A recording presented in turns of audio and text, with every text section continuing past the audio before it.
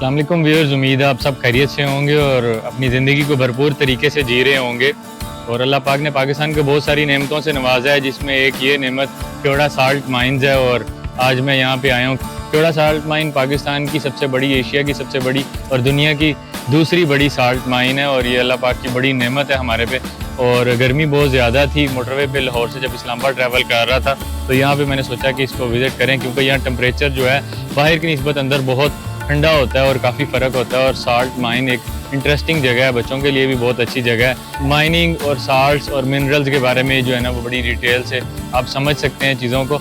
लाहौर से 250 किलोमीटर दूर और इस्लामाबाद से 150 किलोमीटर दूर है। और मोटरवे पे M2 पे जब आप आ रहे होते हैं तो ये लीला और पिंड दादन खान इंटरचेंज से आप यहाँ पे आ जाएँ और यहाँ से आगे 20-30 मिनट्स की ड्राइव पे है और इसको आप इंजॉय कर सकते हैं अपनी फैमिली के साथ।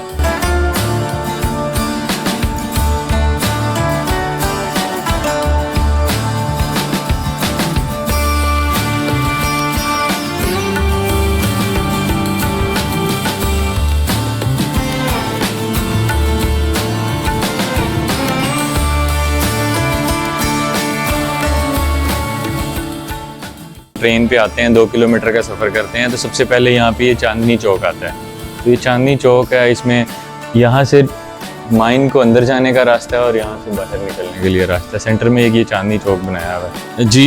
ये चांदनी चौक के बाद जो है ना आगे ये एक साल्ट लाइब्रेरी बनी हुई है और जिसमें बुक्स हैं साल्ट और माइनिंग से रिलेटेड। हमारे साथ टूर गाइड हैं, क्या नाम है सर आपका? नासिर खान। नासिर खान साहब हैं। और नासिर खान साहब से पूछते हैं कि इसकी क्या अट्रैक्शन है इस लाइब्रेरी की, आगे ये चांदनी चौक की, और इसके आगे कौन सी ऐसी जगह हैं जो बहुत ज़्यादा एक्टिव हैं और बड़ी अच्छी हैं। ये देखेंगे, ये चांदनी चौक, ये जहाँ के फेमस स्पॉट्स होते हैं उनके नाम हम दे रखते हैं यहाँ पे। ये हमारी साल्ट लाइब्रेरी है, यहाँ पे होल्ड बुक्स वगैरह पड़ी हुई है, लेकिन यहाँ पे ज़्यादातर इंजीनियर्स वगैरह के होल्ड बुक्स को स्टडी करते हैं।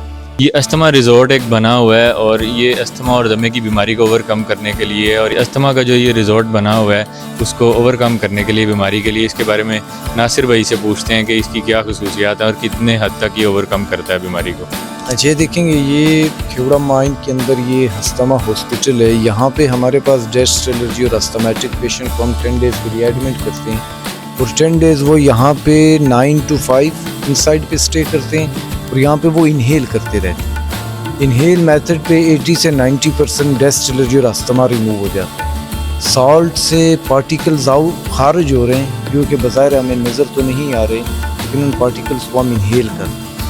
यहाँ पे एवरीवन के लिए ये इन्वायरमेंट बहुत बेस्ट है और ये काफ़ी इफेक्टेड है। और ये कब बना था ये अस्थमा का सेंटर? 2000 में इसका स्ट्रक्चर बना था, लेकिन अभी रिसेंटली से ओपन किया गया, ऑपरेशनल किया गया। चलिए ठीक है, बहुत शुक्रिया आपका। चांदनी चौक और जो अस्थमा का रिहेबिलिटेशन सेंटर है, उसके बाद थर्ड जो अट्रैक्शन है वो यहाँ पे ये है कि ये एक ब्रीफिंग हॉल बना हुआ है काफ़ी खुला सा और पूरी नमक की चट्टान है। और यहाँ पे टूरिस्ट आते हैं, उनको टूर गाइड जो है ना प्रॉपर ब्रीफ करते हैं इस साल्ट माइन के बारे में।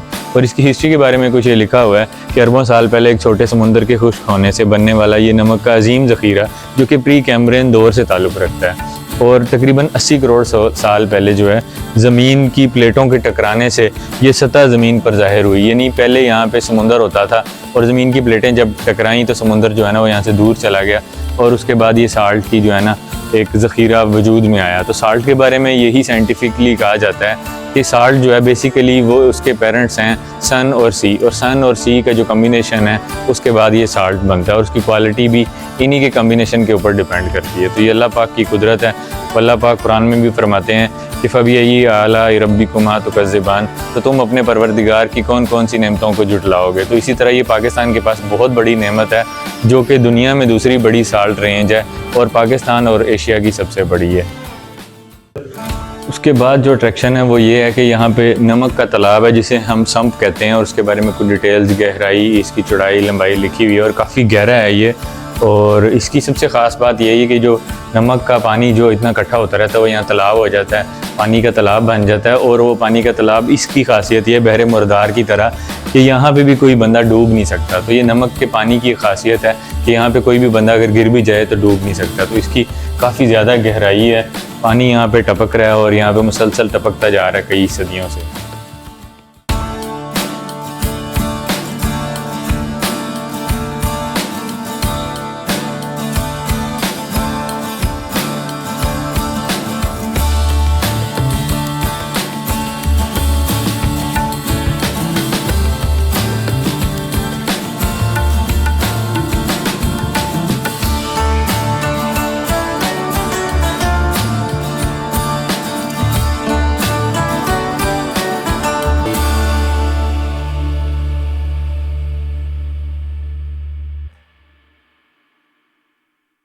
साल्ट की मुख्तलिफ़ टाइप्स जितनी भी साल्ट रेंज में निकलती हैं उनमें मुख्तलिफ़ टाइप्स और मुख्तलिफ़ कलर के जितने भी यहाँ डिस्प्ले में लगाए हुए हैं वो यहाँ साल्ट की टाइप्स हैं। जैसे वारचा माइंस की जो साल्ट है उसमें से ये ब्लैक ब्राउन टाइप का साल्ट निकलता है, फिर उसके बाद वारचा में से वाइट साल्ट जो निकलता है उसका डिस्प्ले लगा हुआ है। ये ब्लैक साल्ट जो काला बाग के पास वहाँ से निकलता है उसका डिस्प्ले लगा हुआ है। उसके बाद ये वाइट खेवड़ा का जो है ना वो लगा हुआ है, बिल्कुल बबल्स की फॉर्म में है, ये ड्रॉप्स की फॉर्म में। उसके बाद ओरिजिनल जो पिंक साल्ट है जिसे हिमालयन साल्ट कहते हैं वो खेवड़ा का यहाँ लगा हुआ है। काला बाग का पिंक साल्ट यहाँ पे डिस्प्ले हुआ है और ये एंड पे वाइट जो है ना वो खेवड़ा का वाइट साल्ट लगा हुआ है। तो मुख्तलिफ जितनी भी टाइप के साल्ट्स यहाँ पे ज़मीन से निकलते हैं उनकी माइंस हैं, उनमें डिफरेंट कलर हैं उसके। तो ये अल्लाह पाक की कुदरत है, जितनी भी टाइप्स के डिस्प्ले में ये लगे हुए हैं ये डिस्प्ले किया हुआ है यहाँ पे।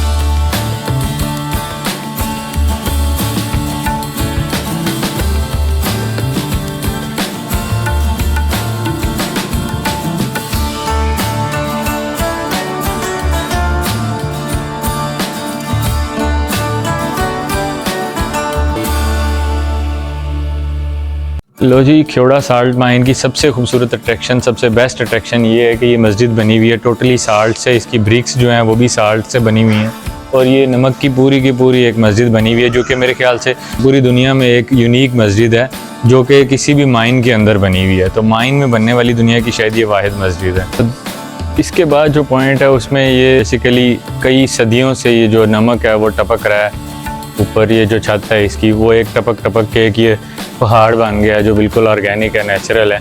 तो उसके बारे में कुछ शायरी लिखी हुई है, इसको डिस्कस करते हैं यहाँ पे।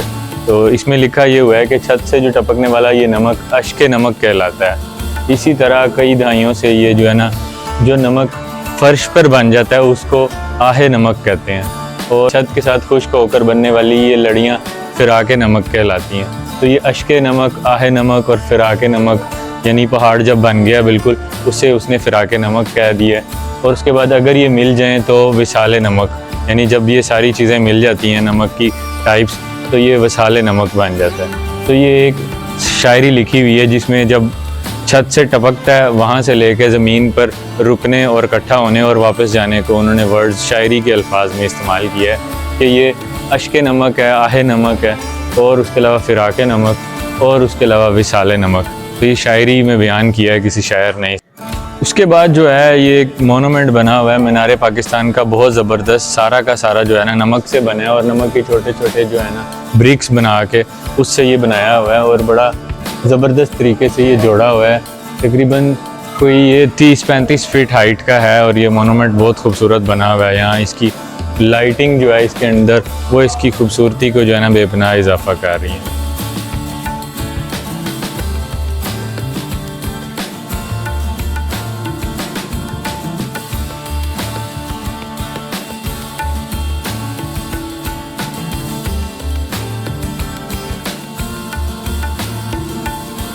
वाटरफॉल पे पहुंच गए हैं और ये वाटरफॉल बनी हुई है। बारिश जब होती है पहाड़ों पे वो पानी यहाँ से आता है प्रॉपर। ये पानी का एक वेंटिलेशन का जो पानी का जो है ना एक निज़ाम है वो नालियों की शक्ल में यहाँ से निकलता है और आगे चला जाता है बाहर।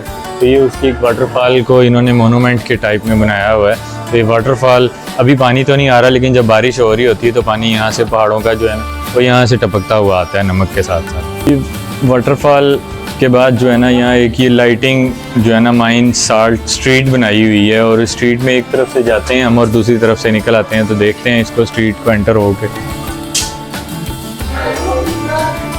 इसकी जो है ना हाइट बहुत कम है और बड़ी खूबसूरत ये साइडों से बिल्कुल ग्रैंड करके क्रश करके बनाई हुई है स्ट्रीट और नीचे लाइटें लगी हुई हैं। सारा ये नमक का ही है और इस साइड से ही आते हैं और दूसरी साइड से ये निकल जाते हैं। बड़ी एक ज़बरदस्त जगह बनी हुई है और सारा का सारा नमक ही है ये बिल्कुल। यहाँ पे इको चैम्बर है, एक गार सा बना हुआ है पानी का, इसमें तालाब है और इको चैम्बर का इसको नाम दिया है कि आवाज़ जो भी हम ज़ोर से देते हैं वो गूंजती है यहाँ पे। तो एक आवाज़ दे के देखते हैं कैसा यहाँ पे फील होता है। Hello hello. आवाज़ दी है वो बहुत ज़्यादा गूंजी है और वही वापस आई है, तो ये इको चैम्बर यहाँ पे बनाया हुआ है आवाज़ें देने के लिए। अभी जो है हम पहुँच गए हैं, ये पुराना जो निज़ाम यहाँ पे रेलवे का होता था जिसके ज़रिए नमक की तरसील की जाती थी, बाहर निकाला जाता था, तो ये उसका लोकोमोटिव इंजन पड़ा है और वो उसको ऑपरेट करने का सारा तरीका, और जो इसके जो डब्बे हैं जिनके अंदर 1 टन तकरीबन आ जाता था नमक, वो बाहर ले जाने का ये इसकी हिस्ट्री यहाँ पे बयान किया हुआ है। इस अट्रैक्शन में यहाँ पे यही बताया हुआ है कि जो पुराने तरीके से 1872 से 1998 तक कैसे जो है ना यहाँ पे रेलवे का ये निज़ाम था और कैसे ये नमक को बाहर निकाला जाता था। तो यहाँ हमारे साथ एक टूर गाइड मौजूद है, इनसे भी कोई इन्फॉर्मेशन लेते हैं। क्या नाम है सर आपका? सर मेरा नाम मलिक कमाल है। पहले तो बहुत शुक्रिया आपका जो आपने दावत दी। ये सर दुनिया का एक बहुत बड़ा अजूबा है, यहाँ पे आना चाहिए। इसके ये माइन टोटल 17 लेवल के ऊपर मुश्तमिल है। 5 इससे अप है, 6 पे आप लोग हैं सर ग्राउंड लेवल के ऊपर, और 11 मंजिल सर इससे नीचे हैं। तकरीबन सर 200 साल हो गए यहाँ से नमक को निकालते हुए। एक अंदाजे के मुताबिक 20% भी नमक अब तक यहाँ से नहीं निकला। यहाँ पे सर जो लेबर काम कर रही है उसकी तादाद है 1000। जो डेली सर यहाँ से नमक निकल रहा है वो 1200 से 1500 टन पर डे है। यहाँ से सर जो नमक को निकालने का तरीक़ाकार है, 50 फीट की जगह से नमक को निकाल लेंगे, 50 फीट जगह सर बतौर पिलर बतौर सपोर्ट छोड़ देंगे। अगर सारा नमक निकालेंगे तो पहाड़ कोलैप्स कर जाएगा। दीगर सर्विस्टों के लिए मुख्तलिफ चीज़ों के नाम रखे हुए हैं, चांदनी चौक, लाइट ब्रेक हो जाए तो अंधेरा चौक। ये इसकी जो सर लॉन्ग लेंथ है वो डिस्ट्रिक्ट जिलम से लेके मियाँ वाली तक 400 किलोमीटर लंबा नमक ही नमक है। जो इसकी चौड़ाई है सर वो 30 किलोमीटर है सर। जी सर, बहुत शुक्रिया आपका, आपने इतनी इन्फॉर्मेशन दी, थैंक यू।